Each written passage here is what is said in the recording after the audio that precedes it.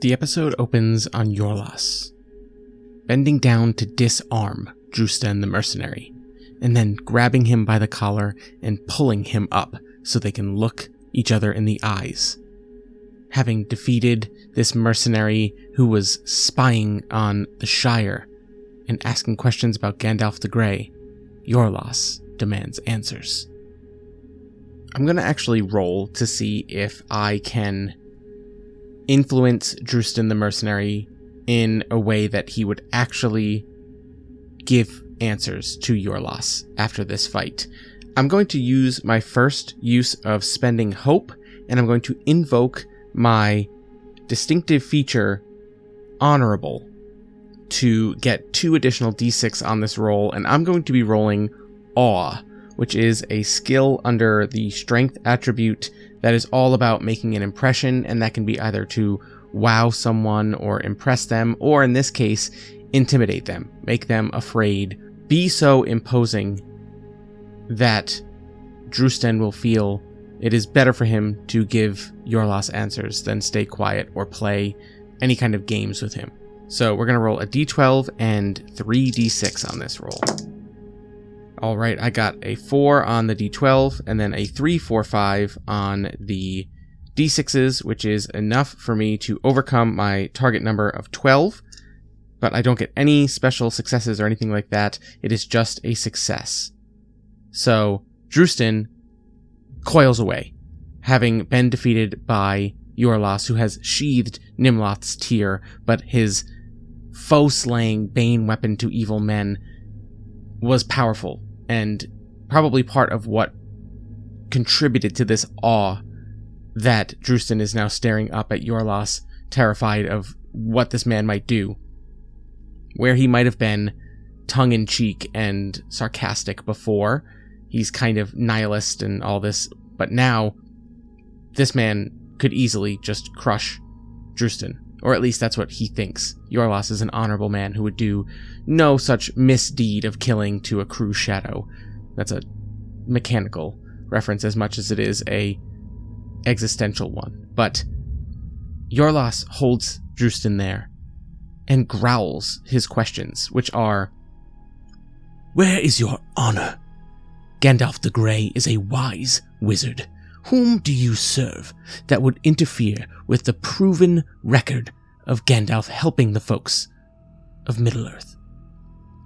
And because he fears for his life and wants to just go, as he said last episode, get sauced in his favorite pub, he tells him, I serve another of the wizards. It's simply just, he asked me to keep an eye on one of his other kind. I serve Saruman the White.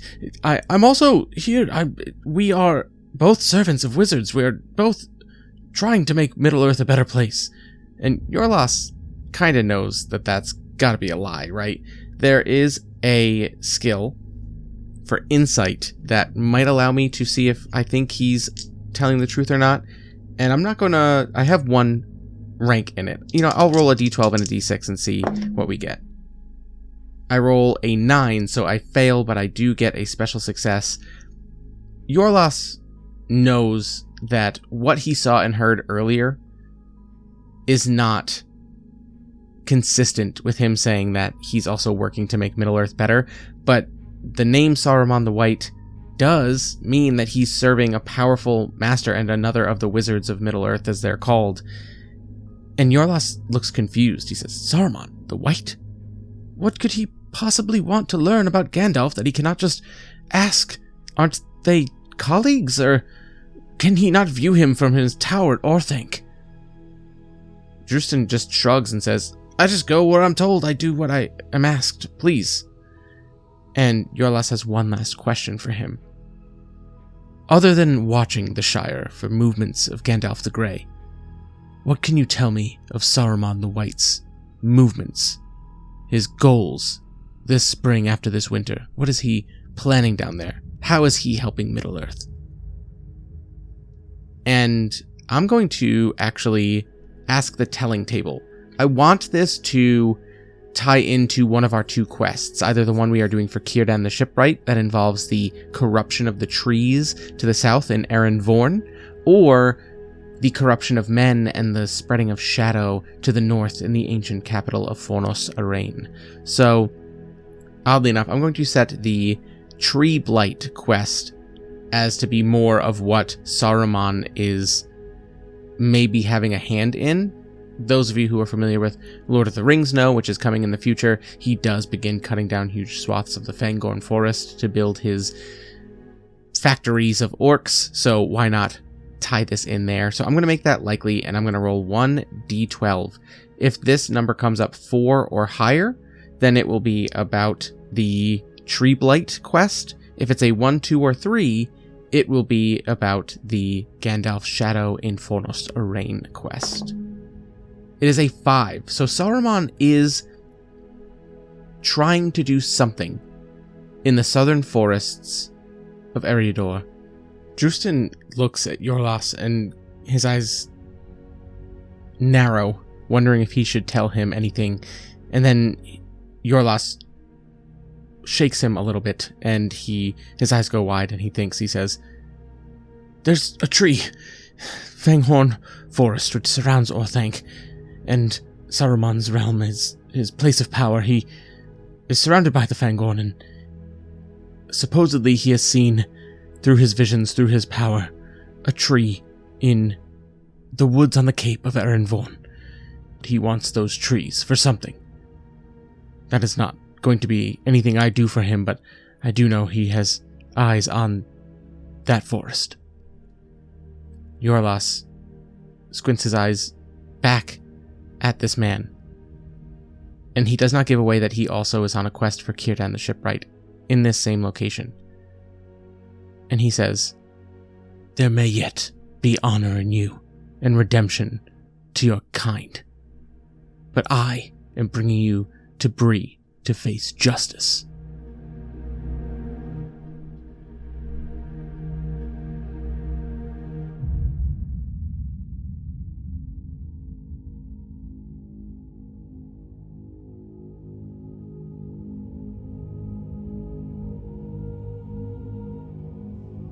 Hello everyone, and welcome to another episode of the One Ring 2nd Edition here on the Rene Plays Games podcast.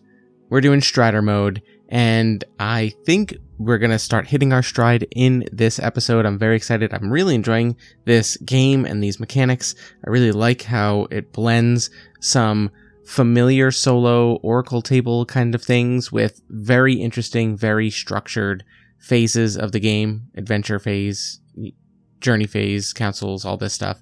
It's very well structured and does give a little bit of a reminiscence of that Tolkien style pacing and how important overland travel itself is. Very few games nail travel, and I'm really liking these journey rules.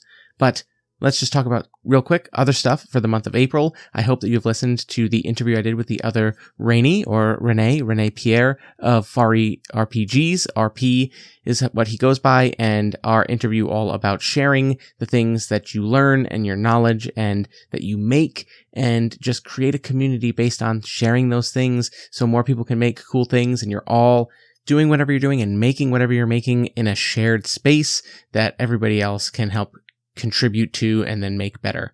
And he still has his Breathless Frightmare Edition going on Kickstarter right now, so a reminder to go check that out. Link will be in the description again for this podcast, so you can go back it and get a really great game. And as stretch goals unlock, you're going to get even more games made with Breathless in that same thing, so go check it out.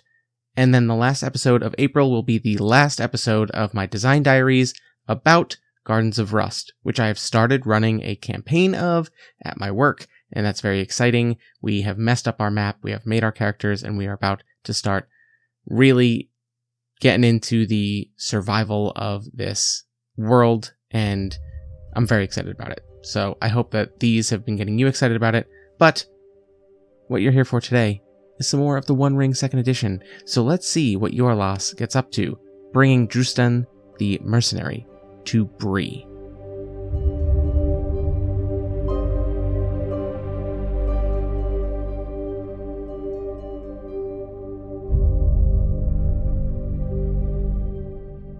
So technically we can't just say that we take Drustan to Bree to face judgment, because we are still 3 hexes away from Bree on the map. We have just crossed over the Brandywine Bridge out of the Shire into the Wildlands along the Old Forest, and we still need to travel to reach Bree.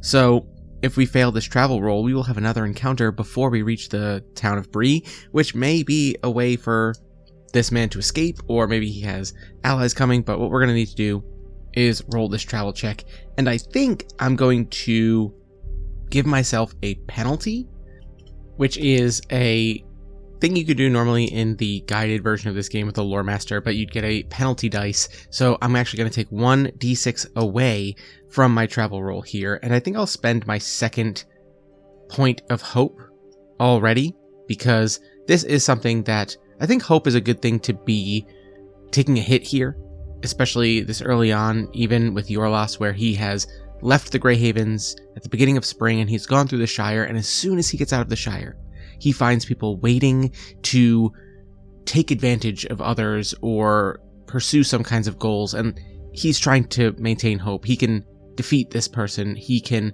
take out this mercenary, he can get answers, he can deliver them to justice, but already he's reminded of what the world outside is like when things succumb to shadow.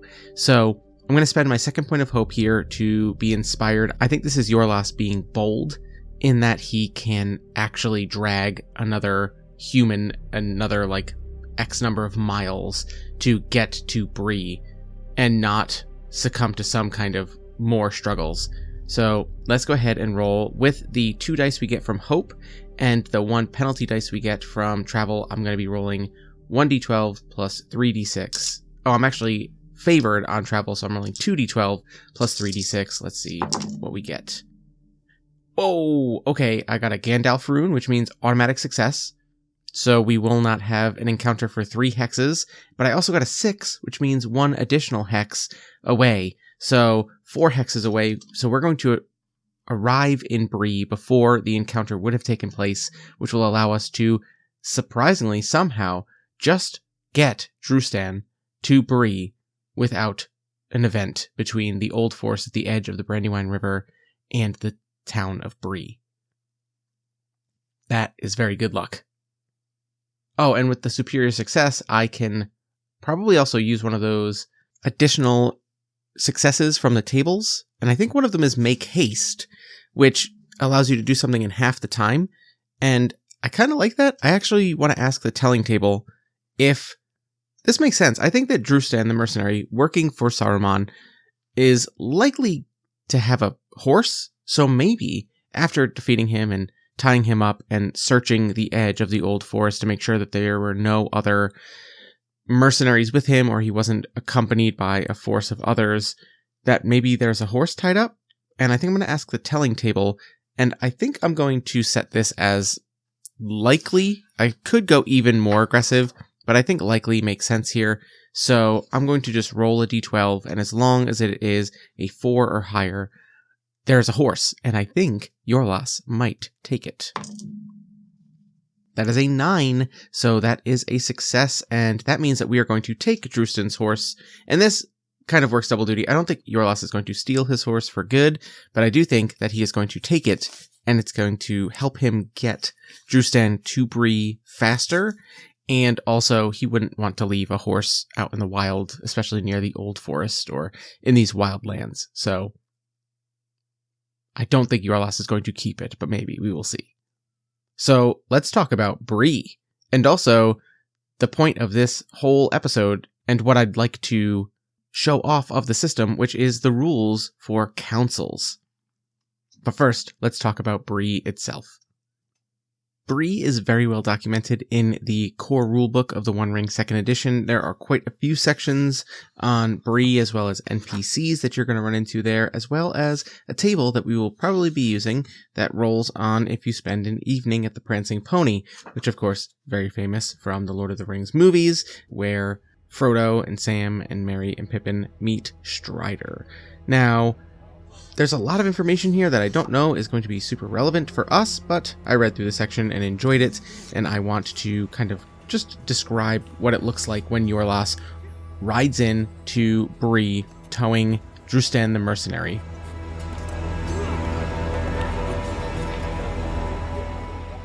We see Iorlas riding, or at least guiding, the horse of Drustan, and guiding Drustan as well as they approach the gatehouses of Bree. This one from the west, obviously. And it is early enough in the day that the two of them are walking towards a gatehouse that is open, and there is a guard standing there, a Bree warden, most likely. But one thing that the movies never captured, and unless you've read the books more frequently or recently, you don't realize that Bree is actually a village that is full of both humans and, big and little sized people, right? There's a good population of hobbits in Bree, and there are humans and dwarves regularly come through the town. So it is a very bustling village. There is the gatehouses, and then there is the green in the center of the town. It is kind of on a hill, and you can see the very old buildings of Bree in the lower sections around the bottom of the hill, and then further up the hill, which you could easily see, and it is daytime, which again I don't think we see ever in the movies, is a community that is newer and is primarily built for the hobbits who reside in Bree. Now obviously the Prancing Pony is a very well-known establishment. It is the heart of Bree, and it has been there as long as anyone can recall. It's actually one of the larger buildings in the entire village, along with the counting house. But we're not going to go to any of those. I think that despite the hustle and bustle here, there are a few people who give Iorlas some side-eye glances. Maybe some people who are not particularly fans of rangers coming through regularly, and other people who their eyes linger on the duo a little more than you may think. And I'm going to once again roll insight, or actually I think I will roll awareness to see if Iorlas picks up on the stares that Drustan seems to be getting from a number of people in the village. And that is because in Drustan's little biography, his little blurb in the Ruins of the Lost Realm book, it actually says that he is a regular at the Prancing Pony and in Bree, and that makes sense as to why Saruman would be using him as his eyes and ears outside of the Shire. So Drustan probably has more allies in the village of Bree than Iorlas does. So I'm going to roll awareness, which is one of our better stats for Iorlas. We have 3 ranks in it. However, it is not favored, so we only roll 1 d12 for our feat die, and we're going to roll 3d6 for our skill dice for awareness to see if we pick up on this and maybe start to put together what's going on. Wow, an 11 on the feat die, and I got a 6 on one of the skill dies, as well as a 3 and a 4, so I have a success with a special or superior success. So, and I finally just looked it up, it's called a special success. I will try and lock down that terminology for the sake of providing a rules as written experience of this game. So Iorlas is walking through the town, and he is getting eyes. He knows some of them as people who are not friends of his. He is a messenger. He goes through cities and towns and villages like this all of the time, and he knows that the baggage of being a ranger carries a lot of baggage, for lack of a better term, with a lot of people throughout Middle-earth. So he knows the people who are looking at him, but he doesn't immediately pick up on the eyes that are focused not on him, but on Drustan, and then he catches on. So with a success, again, our TN for awareness, which falls under the strength attribute, was 12. We crushed that, and with our special success, I can spend our Tengwar rune, our 1 success icon, to do one of the following. I can gain insight, which is additional information. We can go quietly, which is make less noise or otherwise not attract attention. Make haste, do something quicker. Widen influence, this is typically when you are dealing with a group of people, which we will probably be doing quite soon. And then build an advantage to get an additional d6 on our next skill roll, or cancel a failure if you're playing with others, which we are not. So I think gain insight once again makes sense here. And I'm a big fan of rolling on tables, so I'm going to roll twice on the lore tables to get an aspect and a focus of this insight. So our first one's going to be a 2 on the feat die, and a 3 on the skill die is going to be, it could be dangerous or defense. And then the next one's going to be a Gandalf rune and the number 3. So that's going to be good or fellowship. Ooh, with this combination we could get dangerous fellowship. Oh, this is where Drustan's allies are. They did not follow him out into the old forest along the edges of the Shire to watch over and hear for news of Gandalf the Grey. They waited here in Bree, and they were waiting for his return to go from a more populated place. Okay. And Iorlas is starting to pick up on this is going to be harder than he thought. However, he is an honorable man and a ranger, and he is going to bring Drustan to the Bree Wardens to seek justice, regardless of whether or not this is going to be an uphill fight or not. And I'm going to roll on the telling table to see if there's enough people here or enough Bree Wardens present in the middle of the day, if they're not out on their patrols or what have you, at the armory where they are headquartered, to see if maybe there are people to bring Drustan to and bring up the idea of this person needs to stand trial. And we're going to roll. I think it's likely that there are enough people. So let's see. Ooh, I actually rolled a 3. So no, there are not enough people here for him to really leave Drustan alone with them. Or at least to hold some formal trial. So maybe Iorlas is going to have to go gather or collect or find the other Bree Wardens to bring them in, so that way Iorlas can petition them to hold Drustan accountable and have some form of trial for his guilt. Yeah, let's go ahead and do that. I think that we'll do one more roll to find these people, and if we fail it, basically, I think that maybe Drustan will get away. I'm not sure yet, but I don't think that in a village as small as Bree, it even says throughout the book that these Bree Wardens are not the peacekeeping, justice law kind of force that you'd think they are. They're mostly there to kind of like walk around the markets and stuff like that and keep the peace, but not big stuff like this. And I think Iorlas is bringing Drustan here. He's paraded him through the streets. He's a ranger. He's already gotten kind of stink eye and evil eye of other folk of dangerous fellowship. There are people who are waiting for Drustan's return, and seeing him come tied up and beaten by Iorlas, who looks all the bit, this angry, righteous man. Okay, so we're just going to roll. Let's see, what skill will we roll to just go through the village and find these Bree Wardens as quickly as possible so we can have Drustan stand trial. Call me crazy, but I think it might be explore. There's obviously, so travel is for bigger overland journey kind of stuff. I mean, there's song, there's awareness, but we just rolled awareness. There's courtesy. Courtesy could be good, but courtesy and explore are both 2-rank skills of mine. Heart and wits are, my heart TN is lower than my wits TN. But, explore feels right, exploring the city to find enough Bree Wardens to bring them in to hold a council. And then that's what I'm going to do, is I want to use the council rules, because I think it'd be really fun to do this in this series at all. And it feels like a good place to do it, to see if maybe Iorlas can bring this evil man to justice before going on to a place where the capital of men once stood. He would feel better about leaving the world a bit better, locking up an evil man before going to deal with this, than if this man was on the loose. So I'm going to roll 1 feat die and 2 d6 for explore against my TN of 15, which is pretty high. Oh my gosh, I just get it with a 10 on the feat die and a 5 and a 1 on my skill dice for a 16.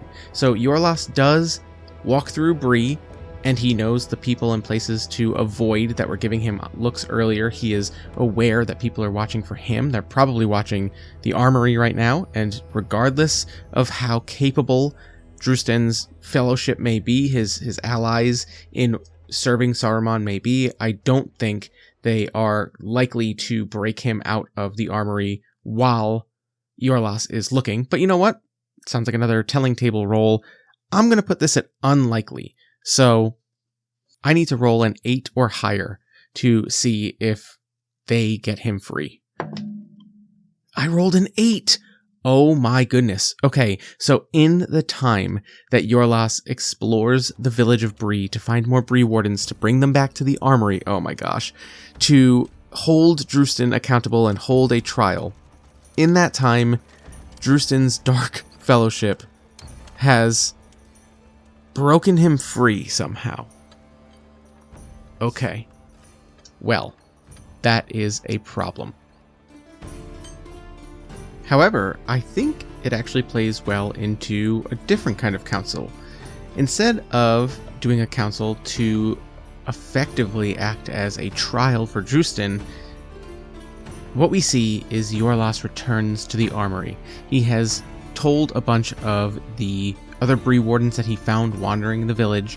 Some of them had to stay out. They can't have all of their numbers just out of the village and not doing their rounds and stuff like that, but he got enough of them to come back that by the time he comes back, he finds them in a tizzy. They are all kinds of upset because they've returned to the armory to find that the guard, or few of them that were in the armory itself where Drustan was left to be held, have been overwhelmed, have been maybe attacked or tied up or fooled or something, and Drustan is nowhere to be found. And the few guards who are here are shook. Maybe they have information about who it was that took Drustan, but regardless, they are overwhelmed for the first time. I mean, Bree is a relatively peaceful town, all things considered, but this is an event unlike most that come and happen here. So I think that instead what Iorlas is going to do is he's going to beseech the Bree wardens to aid him in looking for Drustan and the Fellowship, his companions, the people he traveled here with, to bring them back in and face justice.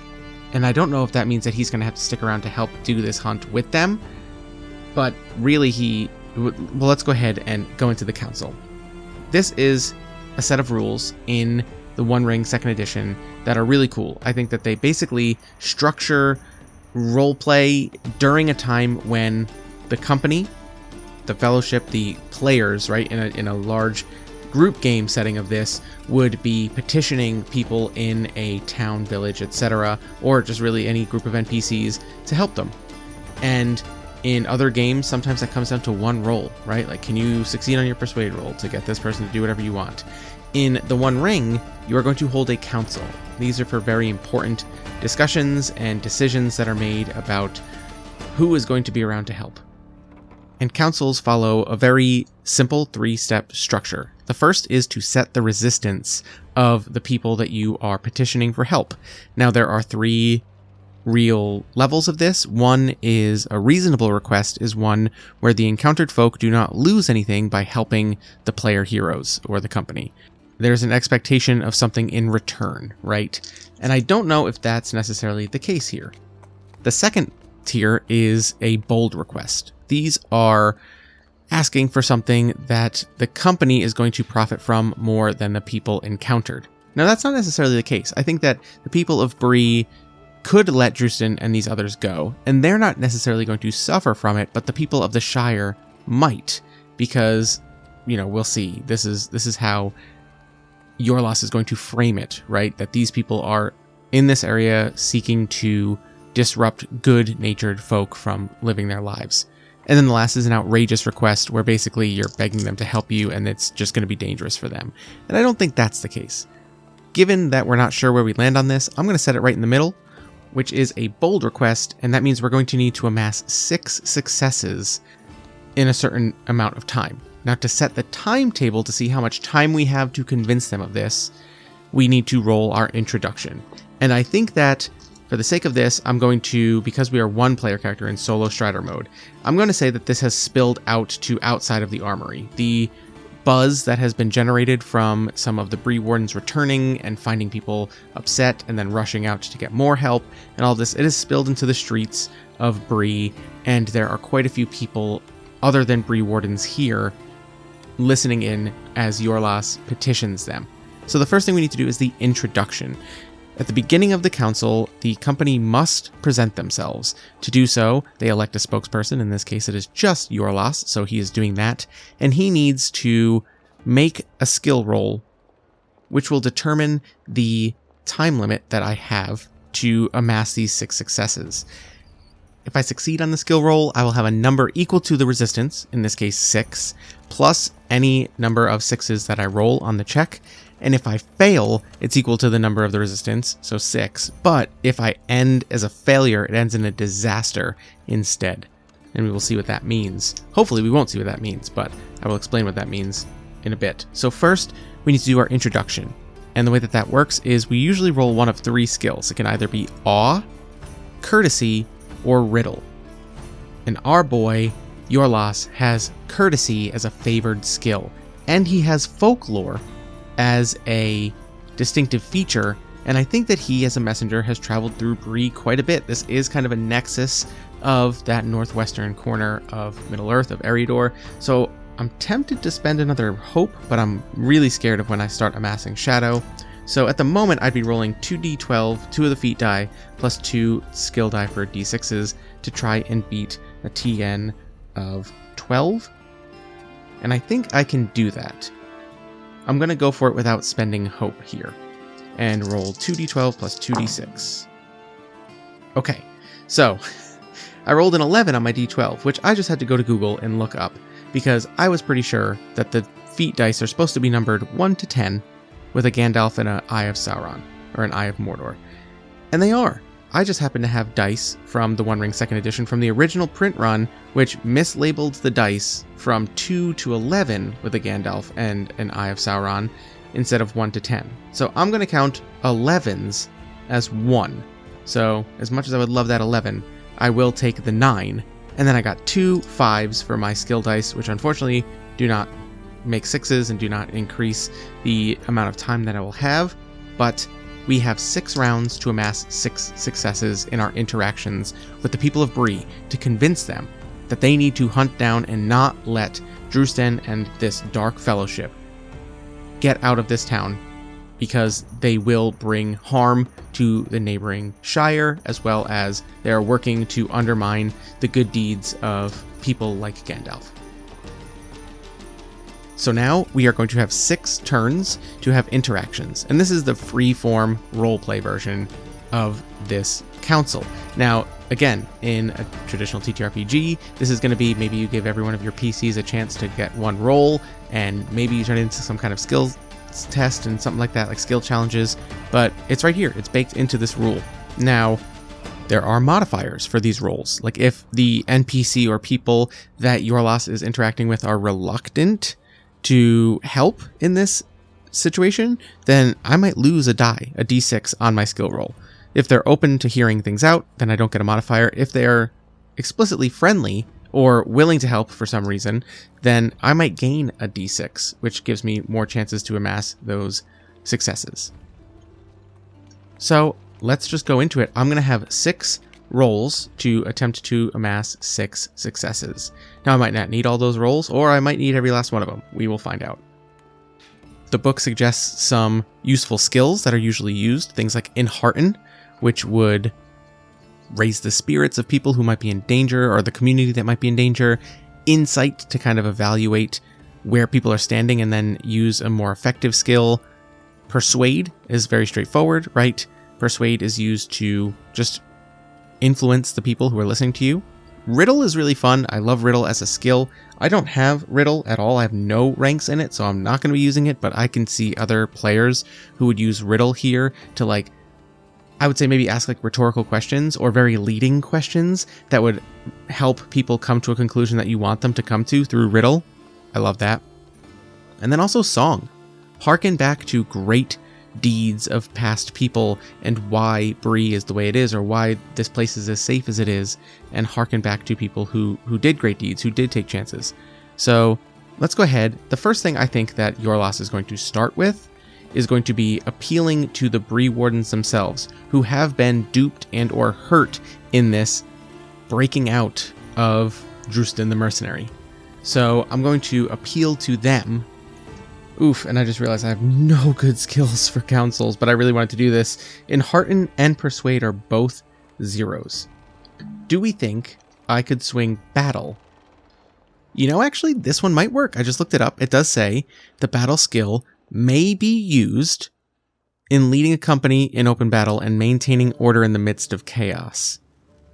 Maintaining order in the midst of chaos seems like we are quickly approaching that, so I think that maybe Drustan sees the commotion, and there's the armory. They're checking to make sure no weapons have been stolen, things like that.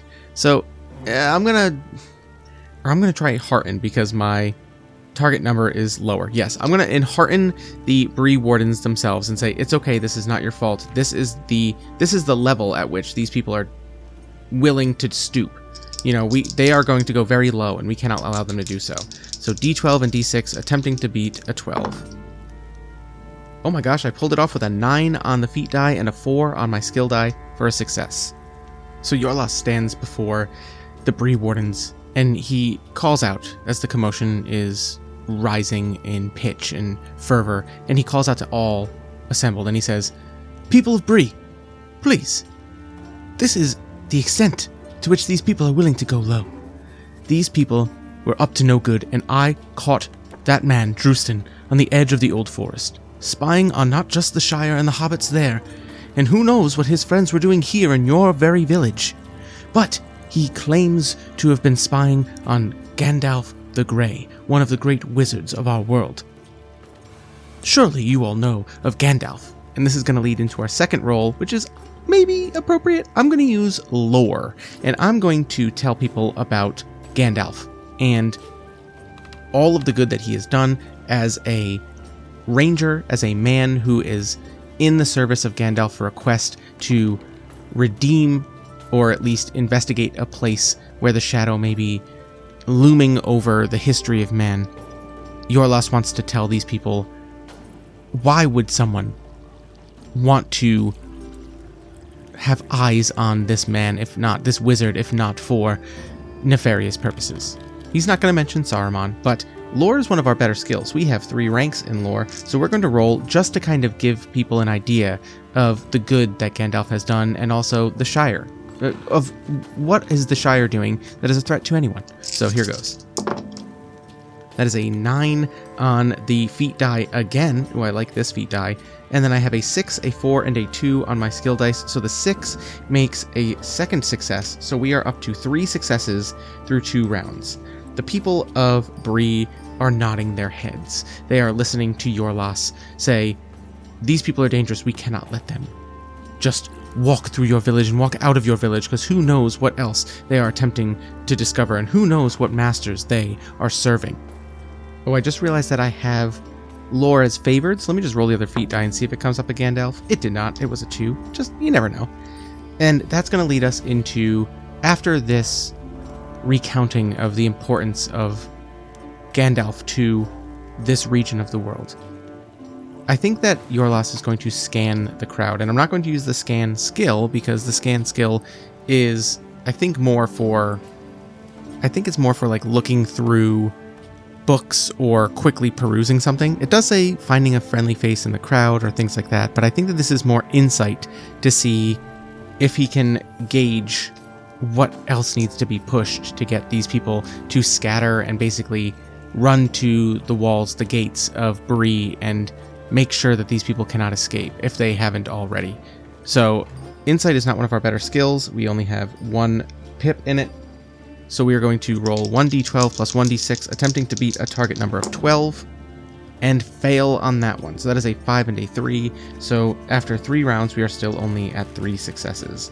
Now, this, I think, is because Iorlas is looking around. He has roused the Bree wardens to defend their own and reclaim their honor, and all this, just stand up and protect their city and not let somebody do this to them, right? Disrupt the order. He's looking around. He's trying to figure out, what is it I can get these other people to do to help? And that's when I think we run into one of the NPCs that is antagonistic to the Rangers. And that is John Fernie. He is a horse trader who is always complaining about Rangers. And he kind of growls and he's like, "Yeah, you would want to get all of our people all worked up about nothing. Sure, you bring a man in, a man we all know, regular at the Prancing Pony, buys us drinks quite regularly, quite liberal with his coin. He's a good man, and you bring him in, claiming he's a servant of some evil lord. Yes, of course you would. You rangers are always so righteous and think you're better than all. And there's a few murmurs of agreement throughout the crowd, and I think that Iorlas is going to have to try and persuade them that he is on their side. Now, I do not have Persuade as a skill. I have no ranks in it whatsoever, and Wits is my highest target number, but I am going to roll, and I'm going to spend one more point of hope to get down to 9 out of 12, and I'm going to invoke my folklore distinctive feature to call upon the people of Bree. So I'm going to get 2 dice for this, so I'm going to be rolling a d12 plus 2 d6, and I'm going to be attempting to beat a target number of 15, and let's see if I can persuade them that I truly do mean well for them. Oh no, that is a very bad roll. That is a 6 total. That is like low rolls all throughout. So I'm attempting to persuade these people, calling upon the people of Bree, and they are having none of it. They are now looking at the Bree Wardens and saying, "Don't you dare go out. And, if they're out of our town, they're out of our town. That is, where your responsibilities end." And the Bree Wardens are nodding, but they do look a little bruised. And I think that Iorlas is seeing his opportunities just, like sand through his fingers. His opportunity is going to waste. And I have 2 attempts left to get 3 rolls. So we're going to have to do it, and we're going to have to get at least 1 6 on one of these tests. So things are desperate, and I think that Iorlas sees this slipping through his fingers. He's going to attempt Awe, which I only have 1 rank in as a skill, but I'm going to spend another point of hope. I'm blasting through this hope like nobody's business, but I'm going to call on my distinctive feature for Honorable, and I'm going to call on the honor of everyone in Bree and say, I am on a quest to travel north from here to the ancient capital of Fornos Serene, because man has fallen victim to shadow once more, and who knows how long it is before that shadow spreads further south down here to Bree, and it could be on the coattails of men like that. And I'm going to roll d12 plus 3d6, and I get a Gandalf rune, and I get a 6 on this roll. So that's going to bring our successes up to 5 in our 5th round, and I don't think the Gandalf rune gives us anything else, but there is actually a table, real quick, in the Strider mode rules, where when you roll a Gandalf rune, you can roll a d12 on this table to get an idea of what opportunity this gives you. It is called the Fortune Table, and I'm going to roll a d12, and I get an Eye of Sauron. Oh boy, the eye of the enemy is focused elsewhere. Decrease eye awareness by 1. My eye awareness is currently at 4, and that was where it started. But maybe, you know what, I'm going to take it, and I'm going to put it down to 3. Okay, so that's not necessarily what I would have expected, especially after calling out the spread of the shadow around here. But, okay, so we'll decrease our eye awareness, and we get another success. So all that means is, how is Iorlas going to bring this one home? How is he going to convince the people of Bree to ensure that Drustan the Mercenary and all of the allies of his fellowship, of his group working for Saruman the White, do not escape here, or if they do, that they will keep their eyes on the surrounding areas? Let's see, I think that this sounds like maybe... Okay, this is going to sound crazy, but what if it's hunting? What if it's searching for this person through the city? I mean, it could also be awareness. It could also be scanning. We're going to call on their ability to hunt down these people. We're going to ask the Bree Wardens who are present in the armory if they could recognize them, or if they could give descriptions of the people who came to break Drustan out.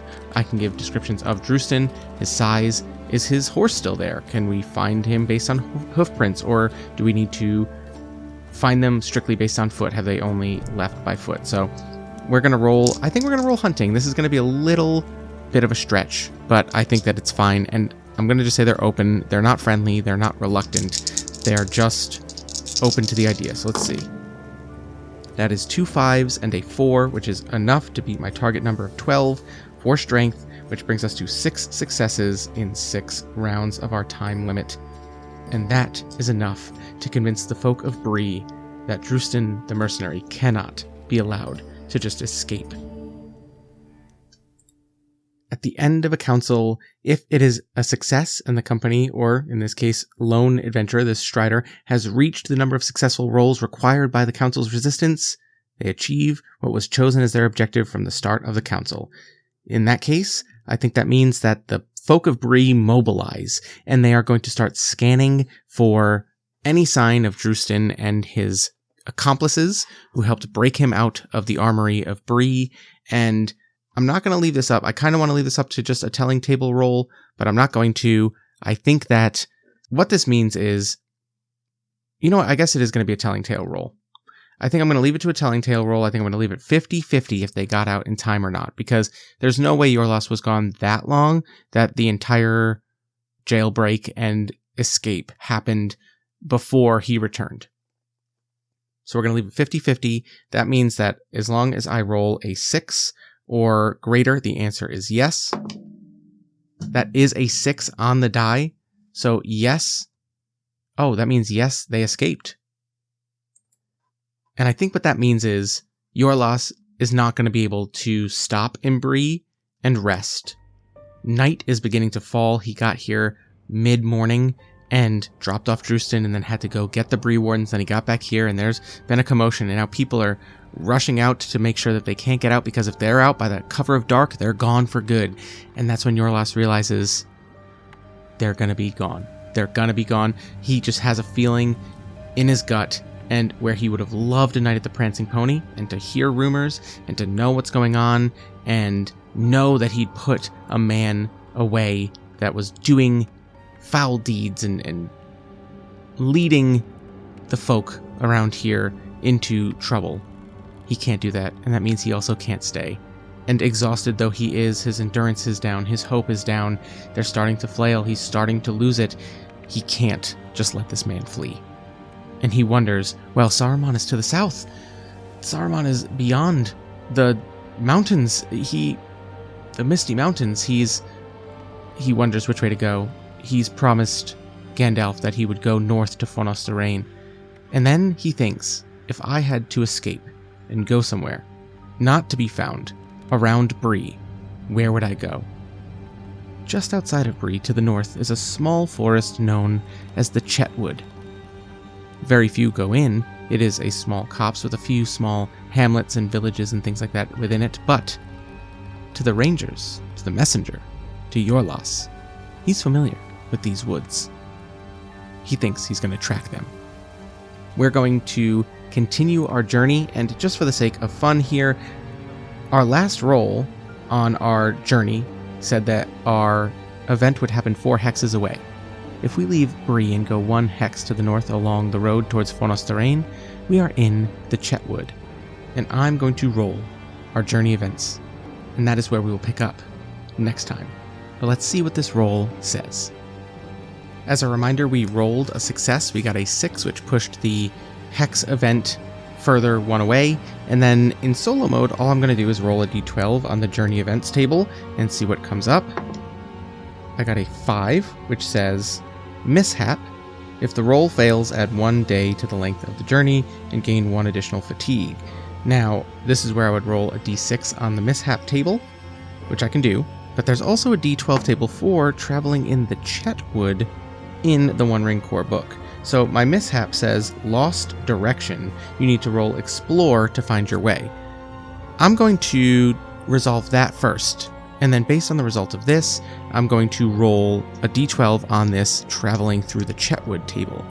Explore for us is a 2 rank skill, so we're going to roll a d12 and 2d6. It is not favored, so we are going to be rolling this. And explore is with wits, so we have to beat a TN of 15. And we do not. My goodness, this d12 has totally abandoned me since I said that. So that is a failure. We're going to add an additional day to our journey length, and we are going to add an additional fatigue. So that's a bummer. And now let's roll this d12 to see what event in the Chetwood happens for us. Ooh, I got an 11. which we've decided is a 1, and a 1 on this table says, mistaken for orcs. Iorlas goes against all of his better judgment, against the advice of the people of Bree who are attempting to make sure that Drustan and his accomplices are not leaving the village. Iorlas packs his things, he has very little to carry anyway, and exhaustedly leaves the village to the north. And I think that a few people are like, wait a minute, wasn't he just calling for us to do this? And he just says, I think they have gone. I'm going to check the forest. And they're like, it's night, are you crazy? And Iorlas leaves. And he is very good at making his way around and traveling, and he knows the roads, and he knows the places, and he travels into the Chetwood, but it gets darker than he expects, faster than he expects, and he's walking through these woods. He knows where a few of these small hamlets and small towns and things are within the wood itself.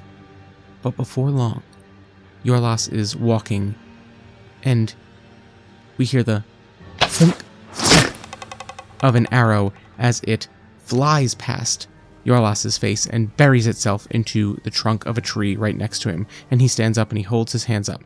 He recognizes the fletching on that arrow. He knows who these belong to. These are Archets, and he will not call their bluff. I'm a ranger.